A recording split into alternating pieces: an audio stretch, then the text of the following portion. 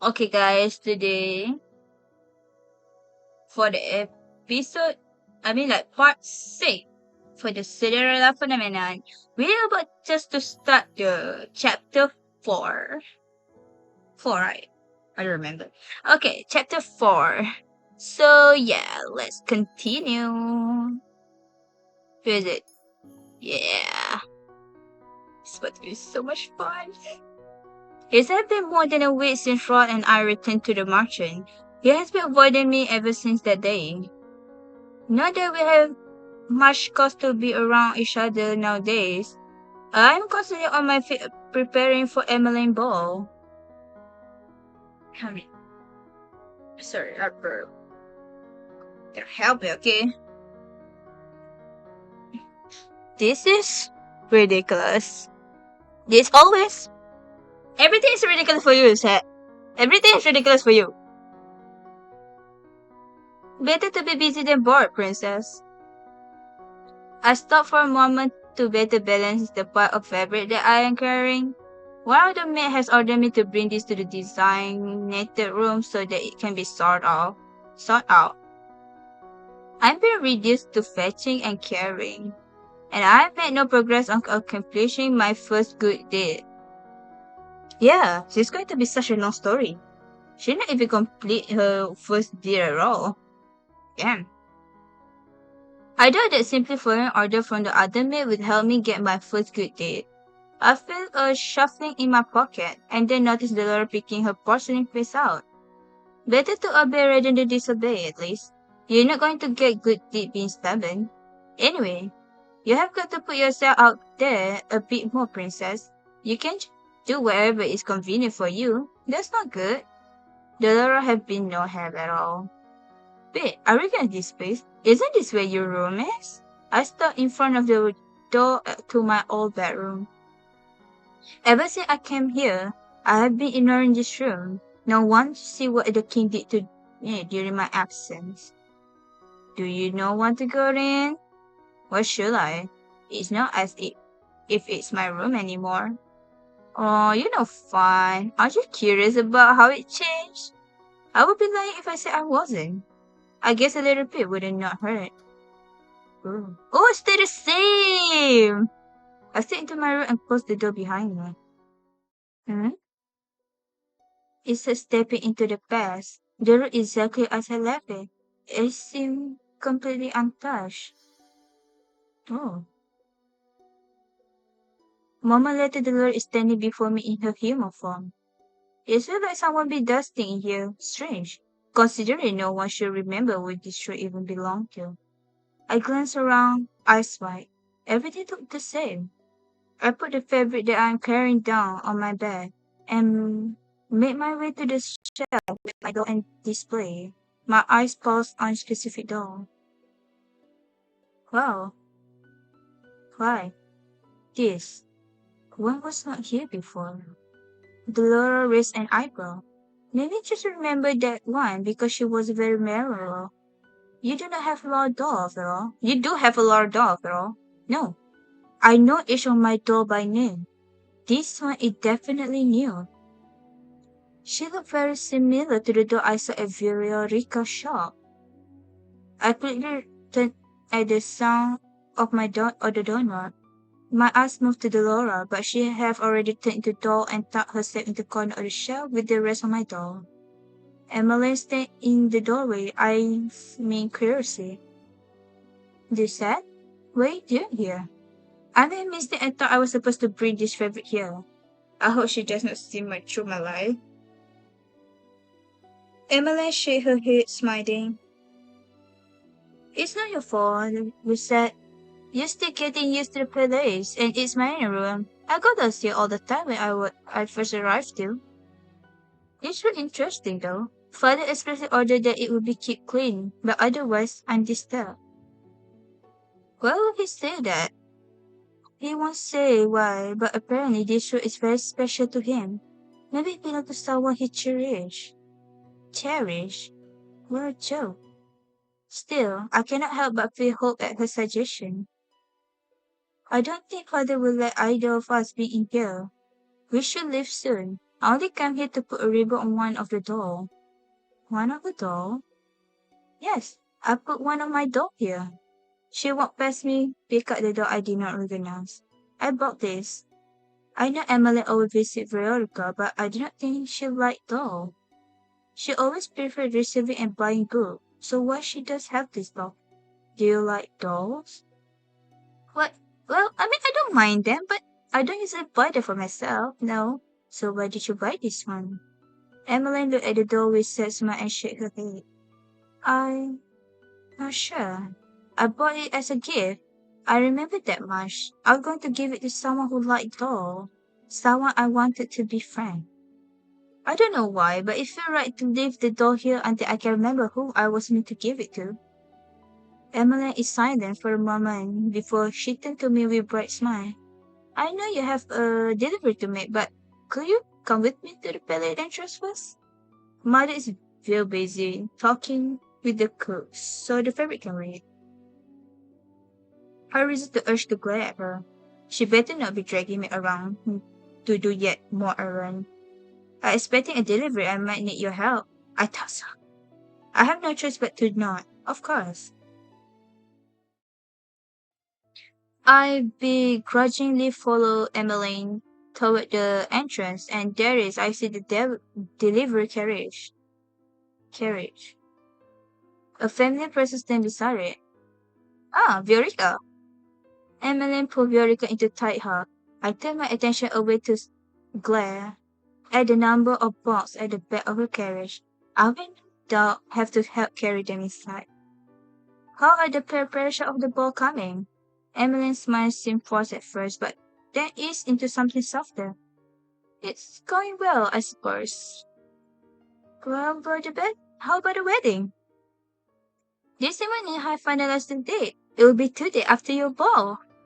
I can't wait to see you in your wedding dress. These two always talk so much when they get together. They are friends. I ignored the cat chatter as I walked up to the carriage to order the box pie inside. What is in the box? Oh! Viorica reached out to grab one. She handed it to me. I'm helping with the bowl decoration. I come by with part of the order today. Part of it? Careful, it's heavy. I took the bowl from her hand and nearly stumbled. This is heavy. Emmeline should have the male servant to do this. Queen Ophelia placed quite a large order. I brought the more fragile decoration first. Oh, the glass bowl and the vases? I grit my teeth as I shift the bowl in my arm, in the attempt to make it easier to hold. I thought you were at the toy shop. Yes, but we also had eyes dedicated specifically to party decoration.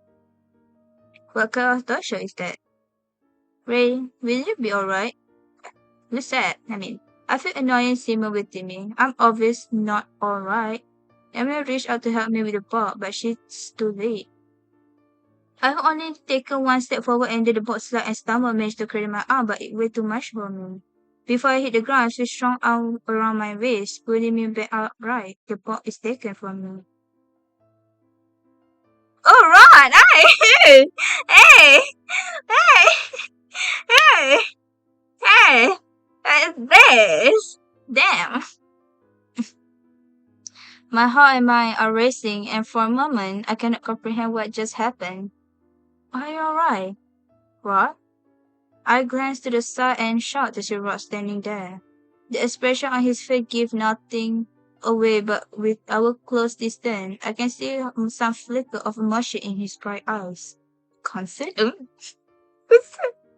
I am. You said, I'm sorry, are you okay? Rod pushed me and stumbled forward, almost tripping on the ground. He raised an eyebrow at me. No, you leave me, you said. I glared at him as anger began to bubble out in my chest. Of course you need to stay silent. Emily is there. I clenched my fists and take a deep breath to try and calm myself. I will not stop to his level. What do you mean? He's the one being cruel here, not me. What the heck is this? Where did this come from? Okay. You shouldn't have stubbornly tried to carry something that was too heavy for you. I will not take responsibility if you get hurt. Rod, you shouldn't be angry with her for trying to help me. It was my fault for giving her something so heavy. Viorica, what are you doing here? Rod's voice is still cold. Viorica looks startled by his tone. I only come to deliver some decoration for the ball. And you thought Emily and her maid could carry this thing on her own? I... Rod, this is not her fault. I'm the only one who chose to bring Lucette with me. I underestimated the size of the delivery. Viorica was delivering the supplies. At least she admitted her mistake. I never thought Rod would be so stubborn. Emily's expression softened as she looked at her brother. She looked sad. Rod ignored her and picked up the ball that I had been carrying. He began to walk away before he suddenly stopped and glanced back at me. Come on. Rod? We are going to call some servant to carry this ball. He returned around and began to walk away. I am Emily's present man, not his. I glanced at Emily who nodded her instead. I'm so sorry. Thank you for helping my brother, you said. I curtsied her ever so slightly before running after Rod. Rod, wait! He picked up his pace as if trying to loosen her. I turned to the corner but barely stopped myself before running into Rod back. What now? Why are you so angry at me today? I barely even spoke to you. Your more present is enough to darken my mood. Oh! I understand. I understand. I glared at him and crossed my arm. Funny. You call me cruel, but right now you're the worst that I ever was. I don't need someone who hasn't even managed a single good deed to lecture me. How dare you spell it in front of my face? Okay.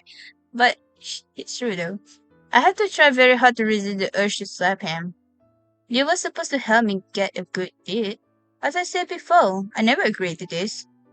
I still refuse to help you. Ross started walking again. I hurried after him. I cannot help but recall how cold he was with Viorica earlier. You know what? This is the reason why I choose Rod instead of Karma, Rumpel. Yeah, instead of Karma and Rumpel.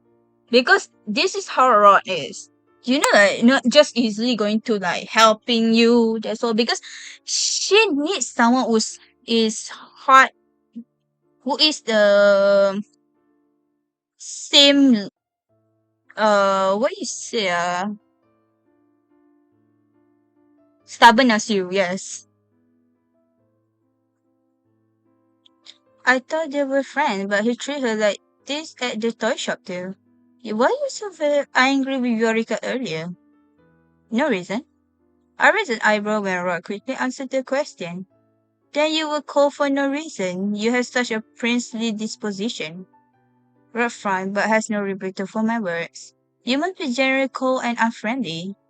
Excuse me?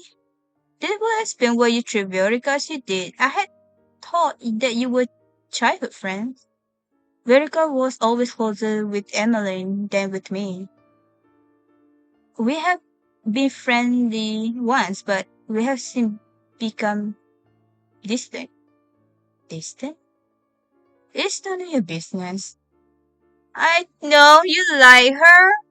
And then when you heard that she's getting married, you just can't just help but accept the fact. I just said my hypothesis. This doesn't have to be true. I paused as we passed my door. Remember that I left both the fabric and the Laura inside. I made my way toward the door and opened it.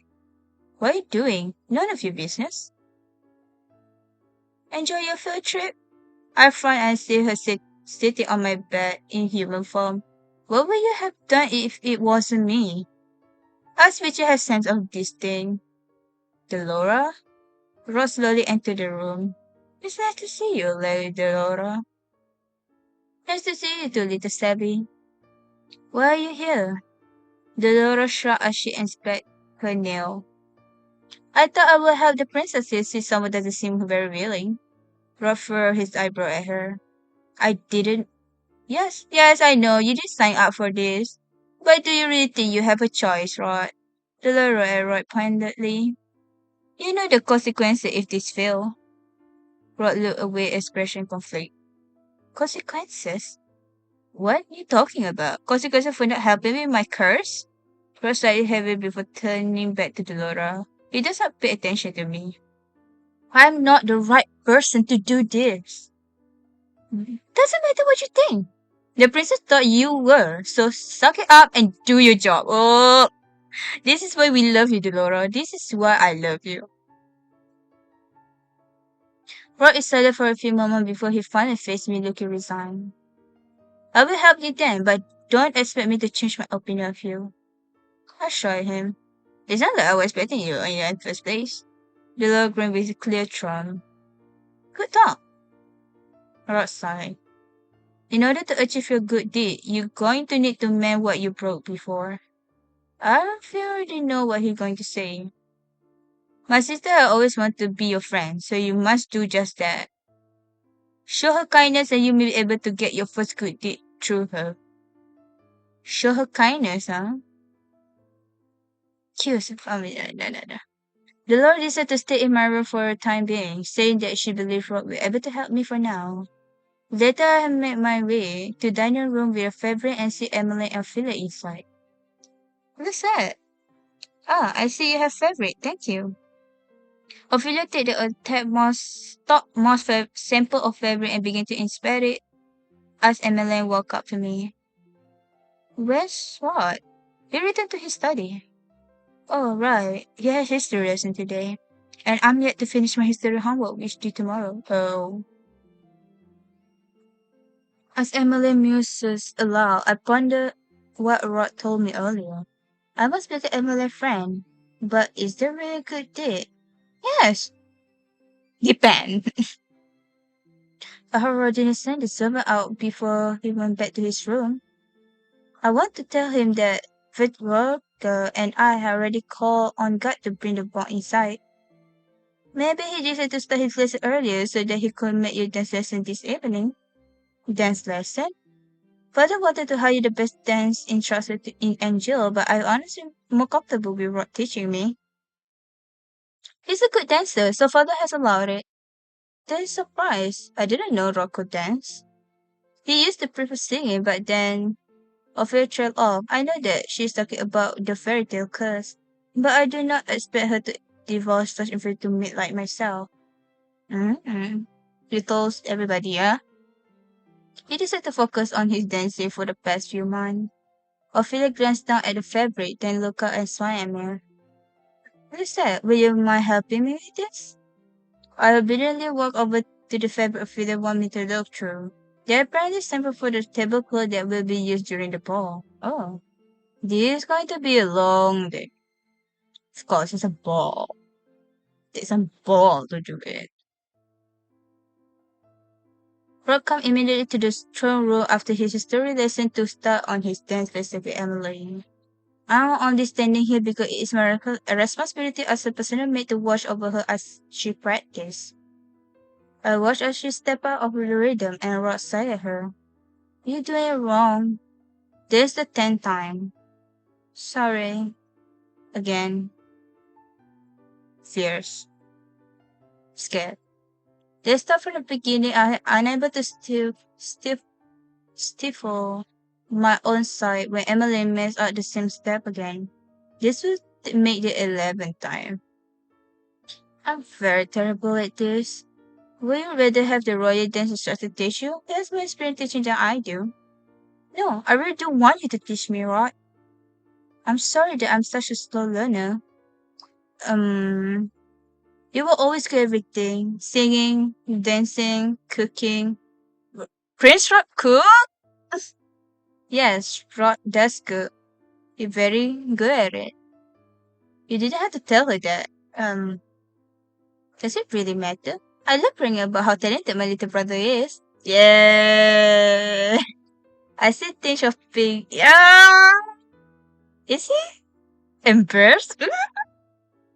And when I look down at the floor, her smile smaller. I wish I was talented as you, Rod. I had always thought Emily was overly optimistic. She always seemed to bounce back with a smile, no matter how many times I push her away. Now I cannot help but reconsider that thought.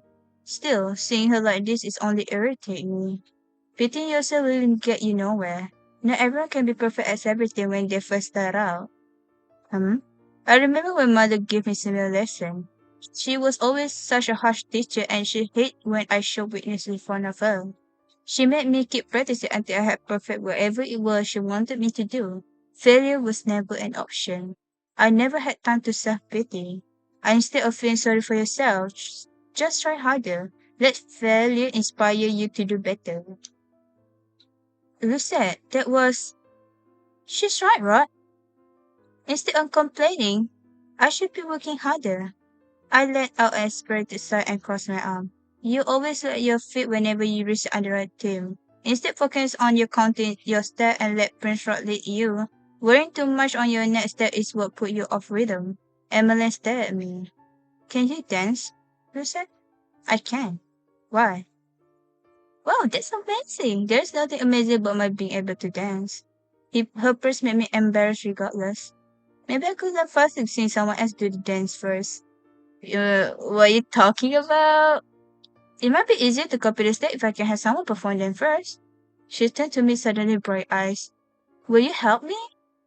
I am meant to assist Emily in any way that I can, but dancing with her brother? Nah. I don't know, man. I don't know. I mean, like, can a mate say no? Can a mate say no? I don't know. I don't know. I don't know. Okay, I don't know. Except, well, if I do accept, at least I can prove that I'm better dancer than Rod. Ooh. Besides, I'm supposed to listen to Emily no matter how absurd her requests are. If that is what you want. Really? Emily rushed up to me and take my hand in her. Thank you, Lucette. I thought it might be awkward request, but I'm so happy you agreed to this. I turned to Rod while glowering at me. I'm not dancing with her. She might step on my feet. Emily gave him a disapproving look. Rod, please? Rod eyes warningly. I stepped forward and offered my hand. Shall we? Rod scowled at me for a few moments before finally taking my hand. Oh. Oh! Heaven's sake, God, just this one. This. I put my hand on his shoulder and he placed his hand on the small of my back. Okay. Rod looked at me but quickly averted his gaze. Is something wrong? I didn't think I would ever have to dance with you. It's all. Neither did I. Rod looked at me again. This time he has uncomfortable skull on his face. He is not only uncomfortable one here. We both dancing and mentally start counting the step. It had been a long time since I last danced with anyone, but the step come to me naturally. The dance is rather simple. While Rod and I move stiffly, I cannot help but notice his careful footwork. I realized that Rod really is a pretty decent dancer. Of course, I will never openly admit that. When we stop, I hear Emily clapping her hands, and she looked at the both of us and oh, you really are a good dancer. Thank you so much for showing me the step. Now I know for sure what to do during the part. I shot at her before stepping back into the corner. Emily took her position in front of Rod once more. This time she has a bright smile on her face. I cannot believe something as simple as that have made her so happy. At the end of the day, Emily had managed to do the step correctly. She told me many times how grateful she is for the help. After practice, I returned to my room and retired to bed. I think about how happy Emily was. How can such a small thing make a person so happy? Because you did do good, usually. You step out of rhythm again, you said. But, mother, this is really hard. A princess never complained. You must perfect the waltz by tomorrow. Otherwise, I will not allow you to play with your doll for the day. But, if you have time for objection, you have time to push yourself harder. Now, once again, from the top, make a drop. Make squid, just a quick, okay. Why the rod face? Okay, it's fine. The following day are uneventful. Emily continued her dance lesson with Rod. Her steps are still far from perfect, but I can tell that she has improved. See my demonstration with Rod. Meanwhile, Rod still chooses to ignore me most of the time, though I have noticed that he is less cold than usual. At least he does not snap at me for for no good reason anymore. Thought Delora is no longer assisting me. She insists on staying in my room more often. She said that there is something important she wants to investigate that, and I cannot even guess what it might be. I prefer not having her around anyway. The constant chattering makes it difficult to focus on anything. Right now, I'm trying to figure out how I can achieve my first good deed. Almost 3 months have passed since I was first cursed, but I have yet to complete my first good deed. These are my thoughts as I head back to my sleeping quarter after dinner that night. Emily excused me for longer, insisting that I go on to my own room before she went into hers. I walking down the hallway when I noticed Rod heading down a family path. I followed after him. Are you going to the marching? Huh? Rod jumped and turned around. The surprise in his face quickly faded into annoyance. Annoyance. Don't do that again. And no, not today. Since I come here, I found that Rod occasionally sneak out of the palace at night through the secret passageway to go to marching. Even now, I'm still confused as to why he goes there. He said before that he had given up on him breaking his curse, which made me wonder why he still visits. It's all made me wonder why he would refuse to break his curse in the first place. Is he okay being the way that he is, or is just curse just really difficult to break? Why you a curse, God? I'm not answering that question. Why? I cannot help you break your curse if you refuse to tell me anything. I told you before I do not need your help.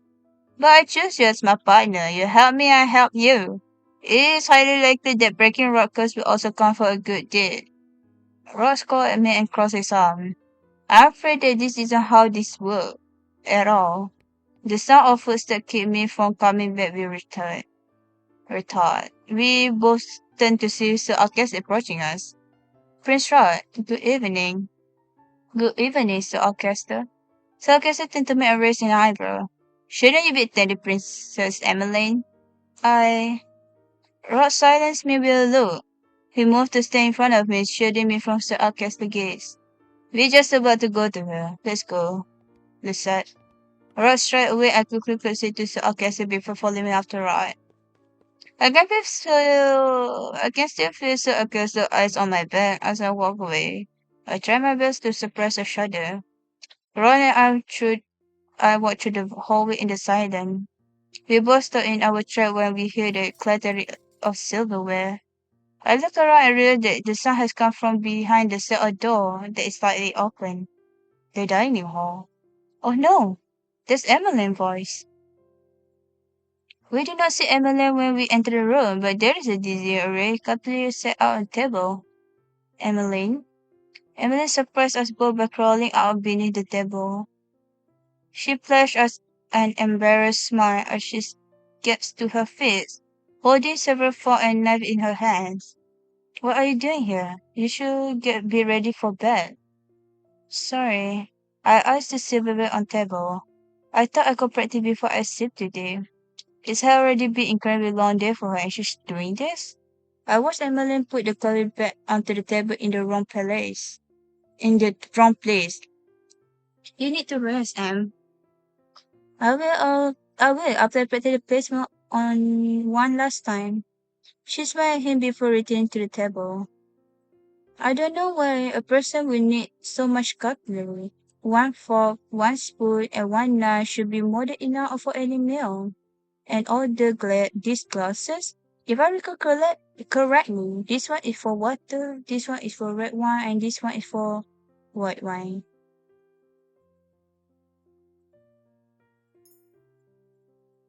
That flute is for champagne. The other is for sherry. Oh, right. But there are two more. The other one is for juice and the other glass is for dessert wine.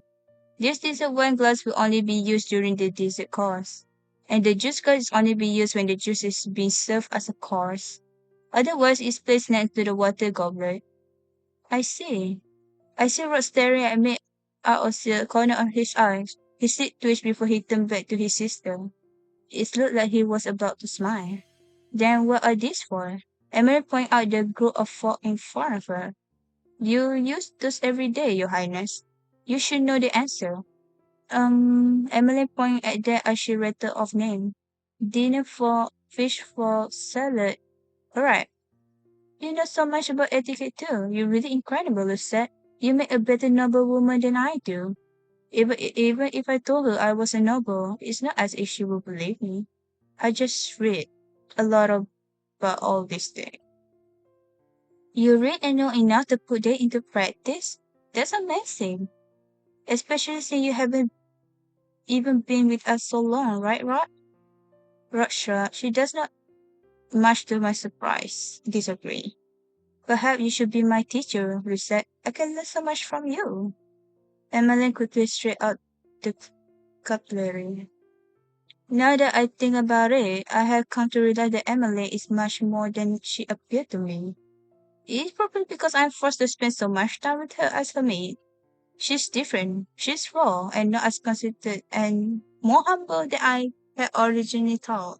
Maybe I should try lending her a hand. I may not be one of your tutor, but if you need help with your lesson, just ask me. I will do what I can for you. You said. I glanced at Rod, who is once again wearing the expression of surprise. I shift my attention to Emily once again. You only have 1 month left to prepare, and as your personal maid, I feel it's my responsibility to help you in whatever way I can. You said. Emily wiped her eyes with the back of her hand. That's why I noticed something glistening on her cheek. Is she crying?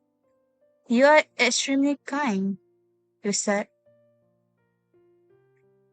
Thank you. I would definitely take you up on that offer. I'm still looking at Emily when I catch a faint glow coming from the band of my chest. Huh? What just happened? Oh, what a pretty necklace you have, you said. Thank you. Anyway, for now, I think the both of us will benefit from some sleep. After escorting Emmeline back to her room, I walked out into her hallway in the daze. What was that like? It seems like you actually managed to obtain your first good date. Really? You did? I didn't know he was still here. I looked down at my pendant, astonished at what I see. Oh, it's bright. A piece of glass slipper? Gingerly touched the new piece that is hanging next to existing glass slipper pendant. It is real. What is real? You're not too bad after all. Oh, thank you. Did he just compliment me? What? Rod turned away. Nothing. He walked away, leaving me alone with my thought. Ah. That's the end of chapter 4 for you guys. So, I will end it here, this video here. So, I will come back with another part. Next part, I mean. So, see you guys next time. Bye. My job.